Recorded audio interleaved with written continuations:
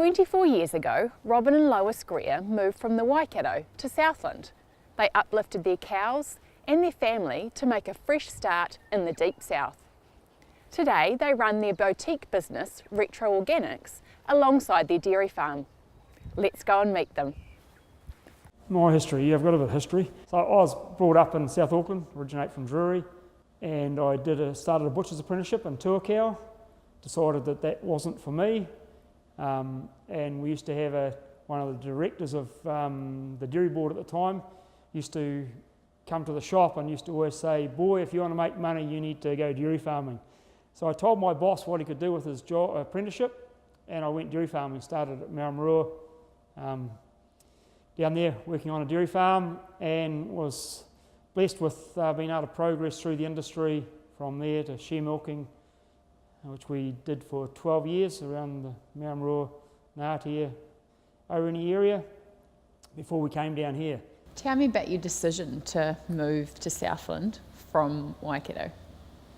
For me, that was a really easy decision to come to Southland from the Waikato. We had very limited resources while we were share milking on 2 farms, which totalled about approximately 700 cows. Buying land in the Waikato was very expensive compared to Southland.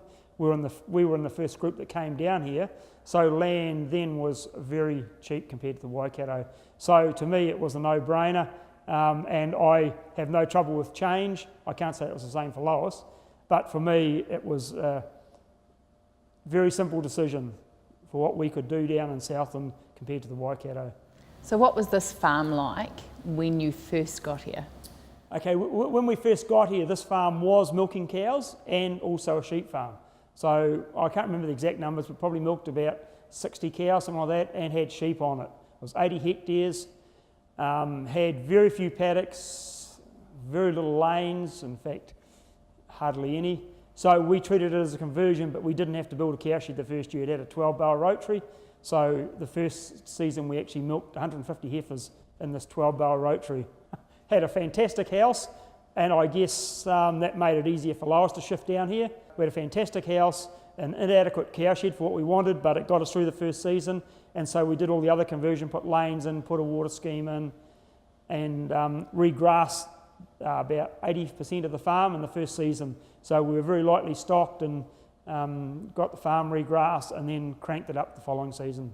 So how have you grown the farm and changed the farm since you got here initially? The initial 80 hectares, probably we did all that in the first 2 seasons. We haven't changed a lot on that since then, apart from infrastructure that we put up for other businesses. But growing from there, it's just as land has come up. We looked at selling this farm and buying another farm, a bigger farm somewhere else, but we were very settled here and we couldn't find anywhere really that we would be happy to shift to. So we brought pieces of land as they came up for sale, and so there was one stage where the whole farm next door came up for sale. We couldn't afford that, but we managed to buy 27 hectares of that. That was at the end of our first season here. And then we've just progressively brought more and more land until we now own just over 300 hectares, I think. And it's all in one block, but it is 6.5 kilometres from one end to the other. Tell me about your decision to move towards being organic. We didn't set out to be organic. Like, organic farmers are them gender-wearing hippies that we were not going to be an organic farmer.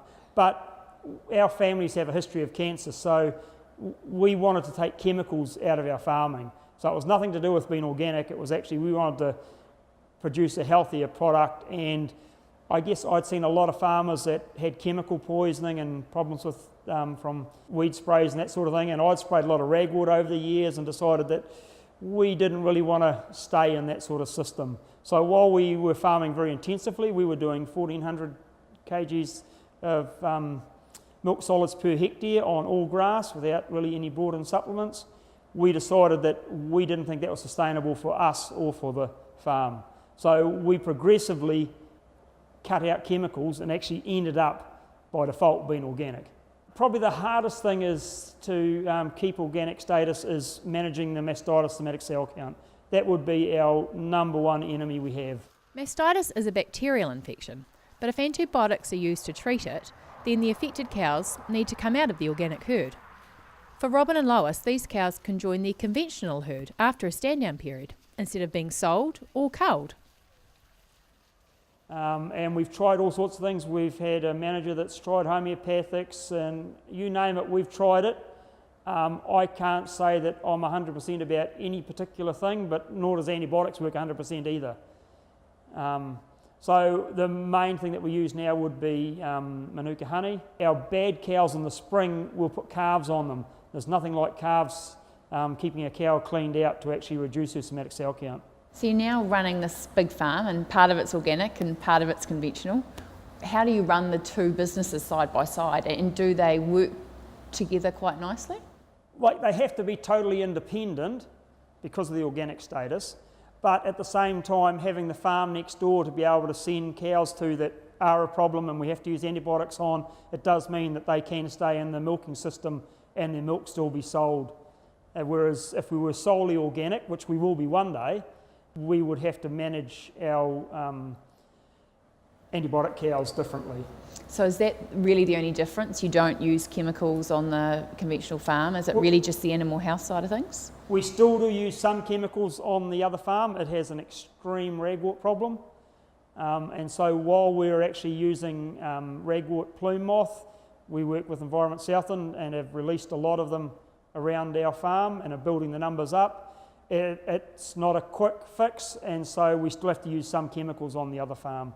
But obviously the aim is to not be using chemicals at all. That's where we want to be. So why Jersey cows?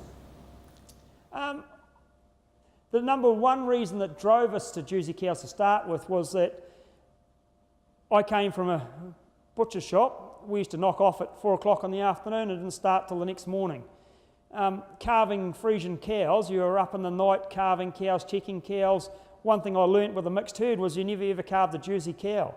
So the first thing that drove me to Jersey cows was the fact that you didn't have to carve them. So that meant that our staff could be finished at 5 o'clock or 5:30 and they didn't have to worry about coming to check cows calving because they just look after themselves.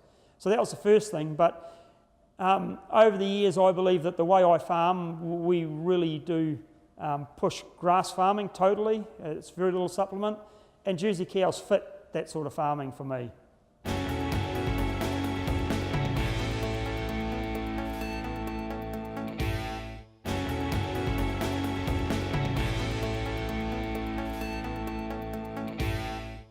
We're talking with Robin about challenges unique to organic farming. The biggest risk would be if something contaminated our land. So like neighbours using chemical and it drifting onto the farm, that sort of thing.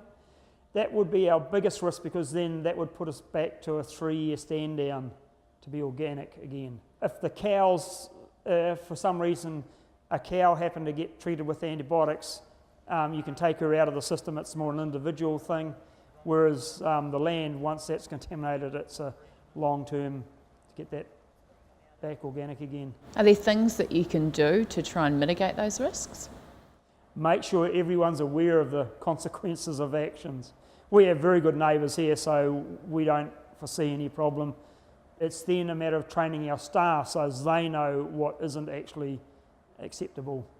So that is real important. You know, for the organic staff, they need to be fully aware of what they can and can't do, because it would be very easy coming from a conventional farm, oh, we need to do this, and not thinking that you can't actually use that product here. Do you think it's harder to find staff for an organic farm than it is for a conventional dairy farm? Well, I believe that you need to be passionate about your work, and so not everyone is passionate about organic farming. And so finding staff that are actually passionate or sympathetic towards organic farming is important to us, and that is challenging, yes, because just like I was brought up in the system where, you know, organics was that poor cousin, most dairy farms are that way thinking now still. And so finding staff that are sympathetic towards organics is a challenge, but it's very important that we find them people, because our farm won't be a success without them sort of staff. And do you have to do any special training with them when they start with you? The main thing is that they're aware of what definitely can't happen, what can't come onto the farm, what can't be done. And then it's a matter of training them to what we can use, what options we do have for treating things. Yeah, it is a training thing, but just initially it's making sure that they're aware that these things can't happen so as that they don't make them stuff ups unintentionally. So do you spend time travelling around looking at what other people are doing, or do you tend to do it from here via the internet? We used to spend time travelling around, but in the last couple of years with the way the payout is, there hasn't been the resources to travel around or to be away from the business for that long. So what are the challenges that you've got? I mean, you've got a pretty big team here now. What are the challenges around managing your staff? We have great staff actually. We have staff that don't really need managing. Like right through our whole business, we have staff that we're very confident with and very proud of and do a great job to make the business work. I believe that they have a real belonging to the business and want to make the thing work. They realise that it's not easy, but they're all doing their bit to make it all work. So managing the staff isn't really an issue. Managing myself is probably a bigger issue for Lois. Robin and Lois run the farm, and now their children are getting involved too. So our family, we have 4 adult children. Brendan has been running the organic dairy farm for 3 years. Catherine is involved in the factory. She's been with us for 6 years and looks after cheese cutting, packing and dispatch of orders. Our 4th child, Philip, has just finished a BCom Ag at Lincoln Uni, and he's going to take over running the top farm next year. Our number 3, Janelle, she's involved in a rural accountancy firm in Invercargill. So can you tell me about your decision to go organic and the journey that led you to becoming an organic dairy farmer? A number of aspects. Both our dads died of cancer when we were in our early teens, so we always had a question mark over the food chain. It was always a dream of Robin to one day process our own milk, and probably 15 years ago we decided to drop chemical fertilisers out of our farming program. This took us to a place where we thought we must be fairly close to being organic. We did some more research and we went through the certification process with BioGrow, which took 3 years. And do you think people are becoming, like the general public, are becoming more aware of that sort of thing and interested? I think the general public are becoming more aware and interested. There is definitely, certainly with those that have got young families now, they're questioning where their food comes from. I think too the farmers markets also are enhancing that whole experience, connecting with the primary producer, asking the questions, and that certainly also is bringing a greater awareness of organics and whole food. And there are a lot more people now growing their own gardens. There's community gardens, there's school gardens, and all that sort of thing is actually educating people about their food, and people are taking more and more of an interest in where their food is coming from and how it has been produced and what's happened to it during the life cycle of the food process. So we're in the midst of a pretty tough economic time for dairy farmers. How is that impacting on you and your business? It's probably given us a greater degree of motivation to crank up our own factory more and more and add value. At the same time, because we probably haven't been as established as what we've needed to be, it has put a pressure on every aspect of our businesses.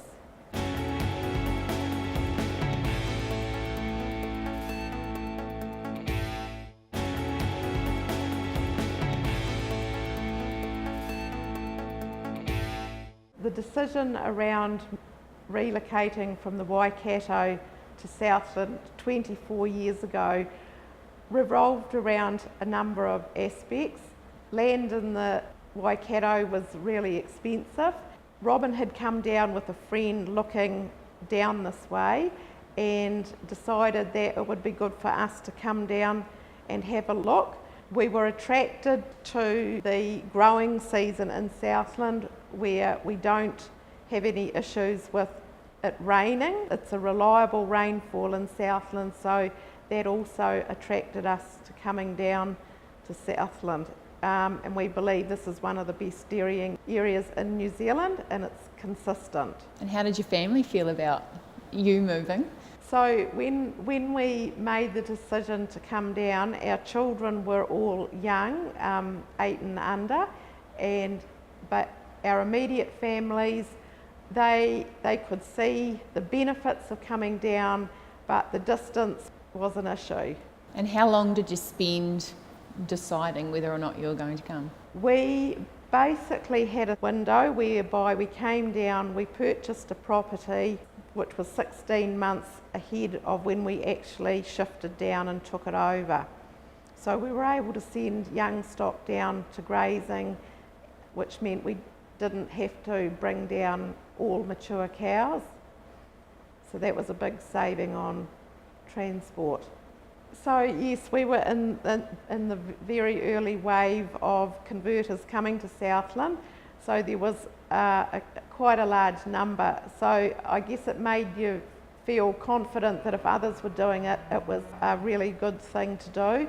So we had to just, probably particularly me, adjust to the idea of coming to the bottom of the South Island, but knowing that this was a really good option for us to come into farm ownership in our own right. Robin and Lois weren't the only people to do a dairy farm conversion in Southland. In the mid-1990s, huge numbers of North Island dairy farmers started heading south. They were chasing the dream of farm ownership, which due to rising land prices in the north was becoming really difficult. But turning a sheep farm into a dairy farm was pretty tough. There was lots of planning that had to be done, and then lots of work that had to be undertaken as well. Things like fences and water lines and races had to be put in, and of course a dairy shed had to be built. But for these farmers and their families, the decision to move south was the right one, and they are now owning farms and running businesses that they may not otherwise have been able to do. Yeah, well, I've been farming now for 35 years, and I guess I was actually indoctrinated way back at the start by just grass farming. That was where the money was to be made, and so I have followed that almost religiously. And so we operate a very low-cost system. Obviously, our winter milking has changed that a little bit, but we do try to operate a very low grass-based system. So the only supplements that our spring calving cows get is in the winter.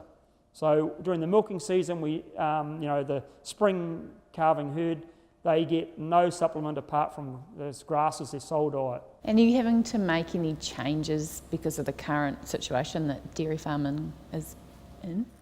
Try not to panic. Yeah, like it is tough because obviously our bigger farm, the conventional farm, still supplies Fonterra, and so that's the majority of our income still comes from there. So yes, we've been hit just like all other dairy farmers really, and our processing business is still developing, so we're actually still pouring a lot of money into it. So yeah, we're hurting just like all other dairy farmers, unfortunately. Can you tell me about your decision to set up this incredible facility and start producing your own yogurts and cheeses?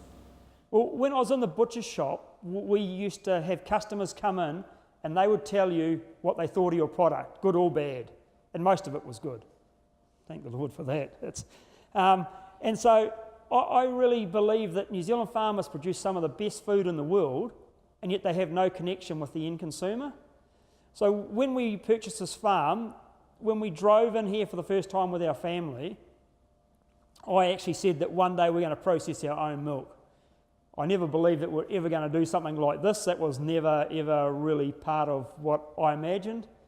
But one day we were going to process our own milk. That was always going to be, because I believe that the farmers just aren't connected to the end consumer, and I wanted to have connection with the end consumer. The factory is in its 8th season now, and I probably started 3 years before then, thinking about it, doing bits of homework, and then 18 months before we built the factory, I started actually trying to make cheese myself in Lois's kitchen one day a week. It was a Thursday, if I remember rightly. I would be in the kitchen making cheese or yogurt, trying to perfect the recipes. And so that's how I developed all the recipes that we actually started off the factory with. And how much were you making from your milk to start off with? You know, how much of your milk were you using in here? In the very start, like the factory had myself working in it. I did all the sales, all the admin work for the business and that. So we started off real small. We started off really conservatively, that we would only make what we could sell. And I was a salesman, and I was farming, and I was making cheese. So obviously I didn't spend a lot of time marketing. So it took time to build up. I guess that's one regret I now have, is that maybe we should have actually taken a partner on to get more capital and made the whole thing run right from the start. But I guess being conservative like we were, we started off in a small way and just gradually built up. We're now at the stage, this season, we've actually taken all our milk from this farm because we got above our 20% threshold with Fonterra. We were forced to actually take all our milk. So we've had to look at other ways to actually market that milk apart from just our organic range that we have. So we now, all the milk from our organic farm comes through the factory here now. So how have you managed to grow the business from those early beginnings? It's been challenging. I guess one of the difficulties we had was finding people out in the field that could service the supermarkets for us, because the supermarkets went to DCs, so a lot of the distributors disappeared, and so there just weren't the distributors out there. So we struggled for probably the first 4 or 5 years to find them sort of people that could actually have our product in their truck, delivering it and selling it to supermarkets. We now have a great team that, while quite different systems throughout the country, we have the whole country covered by either sales reps. We have a full-time sales rep in Auckland that does a fantastic job. We have distributors and salespeople for the rest of North Island, and a sales rep for covers the bulk of the South Island. But that took a lot of finding good people that could actually do the job. There's lots of people out there that say they'll do the job, but they have other products that were more important than yours. Yours is just handy to have. Whereas now we have people that really market our products well. Initially we developed the product range that we had because I thought that if we developed the whole lot and then find out what people liked and would cut some out. In actual fact, we've only just started cutting products out now. Most products were well received, so we kept producing them, and we needed the volumes to keep growing, whereas now we believe we can see the products where we can grow the whole business based on them. So that's where we're really aiming now. So there will be products cut out over the coming years as we concentrate on fewer products, but I believe do a better job of them as well. So tell me, what else is going to happen in the future here at Retro? What else is going to happen here? Who knows? I'm always looking for new ideas, new products. Like we can never compete on price with the big boys out there. We just don't have that scale. We can never ever compete out there in the market on price. So we've got to have unique products, and so I'm always looking for different unique products, like our savoury yogurts that we launched a few months ago, our lactose-free products that we launched. They're all products that make us unique out in the market. So if something else unique comes along, yes, we will consider it, but I have to admit I'm probably fairly comfortable with what we have in our range now, and more about marketing it better and doing better at what we concentrating on some and doing them better. Hearing about Robin and Lois's journey from 50-50 share milking in the Waikato to owning and operating their converted organic dairy farm here in Southland, as well as producing their own cheeses and yogurts, is a great example of Kiwis finding a niche and developing it for success. And now, finally, after looking at all this amazing cheese and yogurt all day today, I'm going to get to try some. So we'll see you next time on Thinking Forward. So Sarah, I would like you to try my favourite Seaward Downs Sage Cheddar. All these cheeses are named after Southland place names. See that sage in there? Just plenty of it. Try a piece and see what you think. Don't mind if I have a piece myself. That is amazing.